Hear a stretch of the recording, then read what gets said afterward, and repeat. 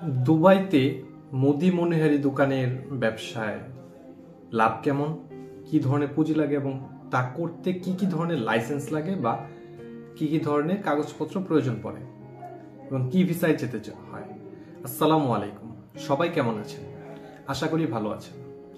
প্রিয় দুবাইগামী ভাই এবং বোনেরা, দুবাইয়ের ভিসা বন্ধ, আপনারা দীর্ঘদিন যাবৎ দুবাই সম্পর্কে আমাদের কাছে জানতে চান। দুবাইয়ের ভিসা, লেবার ভিসা থেকে শুরু করে বা এমন অনেকে আছে দুবাইয়ে পার্টনার ভিসা নিয়ে ব্যবসা করতে যাচ্ছেন তাদের ক্ষেত্রে। তো দুবাই যে ভিসা প্রক্রিয়া বন্ধ রেখেছিল তার মাঝখানে এখন সুখবর হচ্ছে দুবাইয়ের যে ভিসা প্রক্রিয়া সেটা আস্তে আস্তে আস্তে আস্তে ওপেন হচ্ছে। ট্রান্সফার ভিসা বন্ধ ছিল, যেটা এখন বর্তমানে আরবি ঘরের যে ট্রান্সফার ভিসাটা সেটা দেওয়া শুরু করেছে এবং সেই আরবি ঘরের ট্রান্সফার ভিসাতে এখন নির্দিষ্ট আমিরাত থেকে যে আমিরাতে যে অবস্থান করছে সেই আমিরাতেই তিনি পরিবর্তন করতে পারছেন। শারজার লোক শারজাতেই পরিবর্তন করতে পারছেন, আবুধাবির লোক আবুধাবিতেই, আর দুবাইয়ের যারা লোক আছেন তারা দুবাইতেই আরবি ঘরের ভিসা ক্যান্সেল হয়ে গেলে পরিবর্তন করতে পারছেন এবং এটা 50-50 চান্সে হচ্ছে। এছাড়া আদার্স যে ভিসা রয়েছে, হাই প্রফেশন ভিসা যেটা সবসময় খোলা থাকে, বাইক রাইডার ভিসা খোলা রয়েছে, ফ্রি জোনের ভিসা খোলা রয়েছে। এখন অনেকেই আছেন যারা দেখা গেছে যে এক সময় অন্য প্রবাসে থেকেছেন বা বাংলাদেশেই আছেন, কিন্তু বাংলাদেশে আসলে বিজনেস করতে চাচ্ছেন বা ওইরকম প্লেস, যেহেতু বাংলাদেশে আসলে আমরা যতটুকু জানি যে একটা মফস্বল শহরেও আসলে একটা বিজনেস শুরু করা অনেক কঠিন ব্যাপার। কারণ এখানে দেখা গেছে যে দীর্ঘদিন যাবৎ 40-50 বছর যাবৎ এমন কিছু প্রতিটা লোকালিটিতেই এমন কিছু ব্যবসায়ী পুরো মার্কেটটা দখল করে রাখেন যে তাদের সাথে আসলে এই 40-50 লক্ষ টাকা ইনভেস্টমেন্ট নিয়েও আসলে কম্পিটিশনে টিকে থাকাটা অনেক কঠিন হয়ে যায়। তো তাদের জন্য আসলে আমরা আজকে খুব ভালো একটা ব্যবসার কথা বলবো। এর আগে অতীতে আমরা দুবাইয়ে কি কি ধরনের বিজনেস করা যেতে পারে সে সম্পর্কে আমরা একটা বিজনেস আইডিয়া দিয়েছিলাম। আপনারা যারা সেই ভিডিওটি দেখেননি, আমাদের দুবাইয়ের প্লেলিস্ট চেক করে আপনারা সেই ভিডিওটি দেখে নিতে পারেন। সেখানে আমরা অনেক ধরনের বিজনেস নিয়ে আইডিয়া দিয়েছিলাম। আজকে আমরা তার মাঝখান থেকে একটা বিজনেস সম্পর্কে ডিটেলস আলোচনা করব। চলুন বিস্তারিত জেনে নেওয়া যাক। তো দুবাইয়ের মুদি বিজনেস, আসলে আপনি যদি দুবাই একটা মুদি বিজনেস করতে চান তাহলে আপনাকে কিভাবে আসলে বিজনেসটা শুরু করতে হবে। প্রথমত হলো আপনার আগে দুবাইয়ে গিয়ে দেখতে হবে যে আপনি কোন এরিয়াতে বিজনেস করবেন। আমরা আগের ভিডিওতেও বলেছিলাম যে আপনি যখন দুবাইতে একটা বিজনেস করার চিন্তা করবেন তখন আপনি অবশ্যই চুজ করবেন দুবাইয়ের সেই সব এলাকা যে এলাকাগুলোতে প্রবাসীরা বেশি পরিমাণ থাকে, এবং যেহেতু আপনি একজন বাংলাদেশি হিসেবে সেখানে বিজনেস করবেন তাহলে আমাদের পরামর্শ থাকবে আপনি এমন এলাকা চুজ করেন যে এলাকাগুলোতে বাংলাদেশি, ইন্ডিয়ান এবং পাকিস্তানি বেশি থাকে, বিশেষ করে বাংলাদেশি এবং ইন্ডিয়ান যে এলাকাগুলোতে বেশি থাকে। কারণ আমাদের বাংলাদেশ এবং ইন্ডিয়ার যারা আমরা মানুষজন রয়েছে তাদের মোটামুটি খাদ্যাভ্যাসটা একই ধরনের, আমরা একই ধরনের খাবার খেয়ে থাকি, ভাত, মাংস, সবজি থেকে শুরু করে মোটামুটি ভাবে একই ধরনের খাবার আমরা খেয়ে থাকি।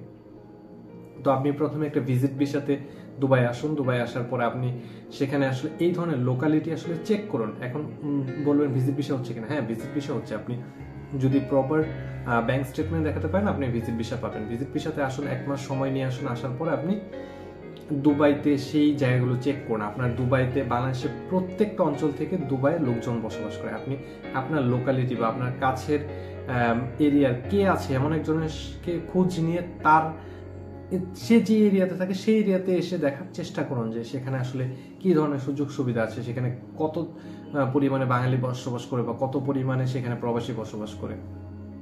তারপর ভিজিট ভিসাতে আসার পর আপনি সেখানে যখন দেখবেন যে আপনি একটা পারফেক্ট লোকেশন পেয়ে যাবেন, সেই লোকেশন পাওয়ার পর সেখানে আপনি একটা দোকান খোঁজার চেষ্টা করুন। এখন অনেকেই বলবেন যে আসলে টাকার ব্যাপারটা কত, আমরা টোটাল জিনিসটা আস্তে আস্তে ধাপে ধাপে প্রত্যেকটা ক্ষেত্রে কোথায় কত টাকা লাগবে সেই ব্যাপারগুলো আমরা সেইভাবেই আসলে আপনাকে বর্ণনা করব। সর্বশেষ আমরা আপনাকে একটা টোটাল ধারণা দেওয়ার চেষ্টা করব যে সবকিছু মিলিয়ে আসলে কত টাকা প্রয়োজন পড়ছে। তো আপনি দোকান খুঁজে বের করুন। দোকান এখন দুবাইয়ের বিভিন্ন রেটের দোকান পাওয়া যায়। দোকানের সাইজ এবং আকার অনুযায়ী দোকানের ভাড়া এক রকম হয়ে থাকে। সাধারণত দোকানের ভাড়া কত হয়ে থাকে 25,000 থেকে 35,000 দিরহাম পর্যন্ত হয়ে থাকে, যেটা বাৎসরিক। এটা কিন্তু মাসিক ভাড়া না। এবং দুবাইয়ের অধিকাংশ ভাড়া দেওয়ার সিস্টেমটাই হলো আপনার বাৎসরিক। বাৎসরিক আপনার কাছ থেকে চুক্তি করা হবে বাৎসরিকভাবে, একসাথেই যে আপনার টাকা দিয়ে দিতে হবে ব্যাপারটা এরকম না। আপনি 3 মাসের অন্তর অন্তর টাকাটা দিতে পারবেন বা 6 মাস অন্তর অন্তর টাকাটা দিতে পারবেন। সাধারণত দুবাইয়ের যে টাকা দেওয়ার সিস্টেমটা সেটা 3 মাস অন্তর অন্তর আপনার কাছ থেকে টাকাটা চেক হিসেবে বা ক্যাশ হিসেবে সেটা নিয়ে নেবে। তো আপনি একটা চুক্তি করুন 1 বছরের জন্য।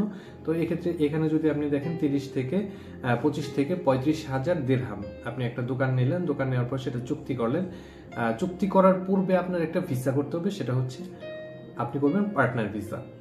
বিজনেস ভিসা তো অনেক বেশি পরিমাণে ইনভেস্টমেন্ট লাগে, সেটা না করে আপনি একটা পার্টনার ভিসা করবেন। আপনি একটা পার্টনার ভিসা করার পর, যেটা দুবাই পার্টনার ভিসা নামে পরিচিত, পার্টনার ভিসা করবেন। পার্টনার ভিসার আন্ডারে আপনি আপনার কোম্পানির বা আপনি যে দোকানটা দিবেন, আপনি দোকান 2 ধরনের, মুদি দোকানের ক্ষেত্রে আপনি 2 ধরনের লাইসেন্স করতে পারেন। আপনি যদি চান যে আপনার দোকানে আপনি মোটামুটি সুপার শপ টাইপের জিনিসপত্র বিক্রি করবেন, যত ধরনের মনিহারি দোকান জিনিসপত্র আছে, চাল ডাল মাছ মাংস থেকে শুরু করে যা কিছু আসে সবকিছু বিক্রি করবেন, সেক্ষেত্রে আপনি লাইসেন্স করবেন হলো trading LLC. Trading LLC licence যদি করেন তাহলে সেখানে আপনি সবজি থেকে শুরু করে সুপার শপ, একটা সুপার শপে যে ধরনের জিনিস বিক্রি করা যায়, মাছ মাংস শুটকি বাংলাদেশি আইটেমের সবজি, এই মনিহারি আইটেম থেকে শুরু করে যা কিছু আছে সবকিছু বিক্রি করতে পারবেন, তাহলে আপনি করবেন ট্রেডিং এলএলসি। এই ক্ষেত্রে আপনার খরচ হবে 4 থেকে 4.5 লাখ টাকা এই ট্রেডিং এলএলসি যে লাইসেন্সটা আছে সেই লাইসেন্সটা করার জন্য। আর আপনি যদি চান যে না আপনি শুধু মনিহারি দোকান বিক্রি করবেন, সেক্ষেত্রে আপনার লাইসেন্সে উল্লেখ থাকবে আপনি কি কি ধরনের আইটেম বিক্রি করতে পারবেন, কি কি ধরনের আইটেম আপনি বিক্রি করতে পারবেন সেটা উল্লেখ থাকবে। সেই ধরনের ক্ষেত্রে খরচ দেখা গেছে যে আপনার আইটেমের উপর বেস করে কমবে, 2 লাখ টাকা, 2.5 লাখ টাকা, 3 লক্ষ টাকা এরকম। তবে আমাদের পরামর্শ থাকবে আপনি যদি মনিহারি ব্যবসা করতেই চান তাহলে আপনি একটা ট্রেডিং এলএলসি লাইসেন্স করেন। সেক্ষেত্রে আপনি সমস্ত ধরনের, আপনার আইটেমের কোনো বাধ্যবাধকতা থাকবে না, আপনি সমস্ত ধরনের আইটেম বিক্রি করতে পারবেন।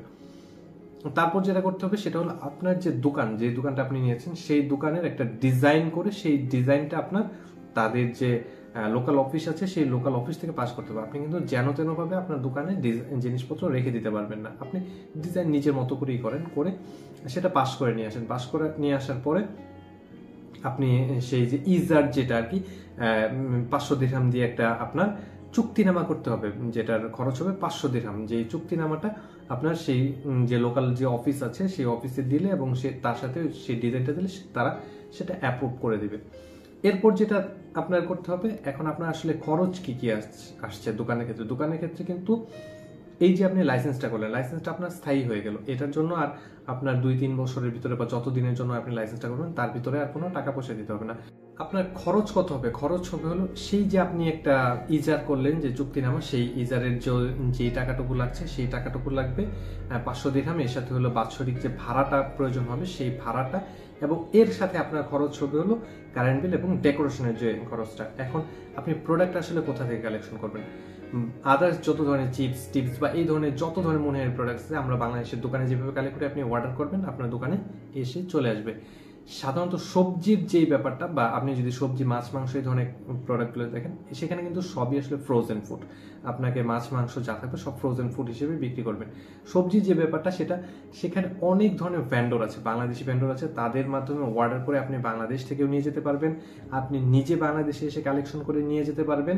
এছাড়াও সেখানে যে লোকাল মার্কেট আছে সেখান থেকে আপনি আসলে বাংলাদেশি, ইন্ডিয়ান বা আদার্স দেশের যে সবজিগুলো আছে সেই সবজিগুলো আপনি কালেকশন করতে পারবেন। তবে সেটা অর্ডার করলেও আপনার দোকানে এসে পৌঁছাবে, কিন্তু আপনি যদি নিজে গিয়ে সংগ্রহ করেন তাহলে আপনি দেখে ভালো জিনিসগুলো আসলে সংগ্রহ করে নিয়ে আসতে পারবেন। এভাবে আসলে আপনি খুব সহজেই এই যে মনিহারি বা মুদি বিজনেসটা এটা আপনি দুবাইতে শুরু করে দিতে পারবেন। এক্ষেত্রে আপনার সর্বমোট খরচ পড়বে বাংলাদেশি টাকায় মোটামুটি 40 থেকে 50 লাখ টাকা, বা 1,20,000 থেকে 1.5 লক্ষ দিরহাম পর্যন্ত আপনার টোটাল খরচ পড়বে। এবং এক্ষেত্রে আপনার আসলে মান্থলি প্রফিটটা কিরকম হবে, ইন জেনারেল আপনি যদি সারা মাসের আপনার প্রফিট চিন্তা করেন, সমস্ত ধরনের খরচ বাদ দিয়ে যারা বর্তমানে বিজনেস করছে তাদের সাথে আমরা কথা বলে বা তাদের এক্সপিরিয়েন্স থেকে আমরা যতটুকু জানি, আমরা নিজস্বভাবে দেখে যতটুকু জানতে পেরেছি, আপনি মোটামুটি ভাবে প্রতি মাসে 3 থেকে 3.5 বা 4 লক্ষ টাকার মতো আপনি যদি প্রপার জায়গা চুজ করতে পারেন তাহলে সেক্ষেত্রে 4.5 থেকে 5 লক্ষ টাকার মতো আপনি প্রফিট করতে পারবেন এই মুদি বিজনেস থেকে। এবং এটা কিন্তু দুবাইতে অনেক জনপ্রিয় একটা ব্যবসা বর্তমানে বাংলাদেশ এবং ইন্ডিয়ানদের জন্য। যদিও ইন্ডিয়ানরা এই ব্যবসাটাতে অনেক বেশি পরিমাণে আগানো, বর্তমানে বাংলাদেশিরাও এই বিজনেসটা শুরু করছে। তবে তাই আপনাদের কাছে পরামর্শ থাকবে যাদের আসলে এই পরিমাণ টাকা রয়েছে কিন্তু দেশে আসলে বিজনেস এটা করতে পারছেন না, বা কোথা থেকে শুরু করবেন, দেশে এত কম্পিটিশনের ভিতরে আপনি হতাশ হচ্ছেন, আপনি একবার দুবাইতে আসুন, ভিজিট ভিসায় ঘুরে যান, দেখুন আপনার সম্ভাব্যতা যাচাই করুন, পৃথিবীকে এক্সপ্লোর করুন। বাংলাদেশে এই টাকা ইনভেস্ট করে আপনি মাসে যত টাকা প্রফিট করবেন, দুবাইতে তার 3 থেকে 4 গুণ টাকা আপনি প্রফিট করবেন। তার সাথে রয়েছে উন্নত দেশে বসবাস। ভিডিওটি যার জন্য উপকারী মনে হয় তাকে শেয়ার করে জানার সুযোগ করে দিন। ভিডিওটি ভালো লাগলে লাইক, কমেন্ট এবং শেয়ার করুন, অন্যকেও দেখার সুযোগ করে দিন। দুবাইয়ের এমন মজার মজার তথ্য এবং ইনফরমেটিভ তথ্য সম্পর্কে জানতে এবং প্রবাসীর যে কোনো খবর সম্পর্কে জানতে চ্যানেলটি সাবস্ক্রাইব করে অল বাটন অন করে রাখুন। ধন্যবাদ।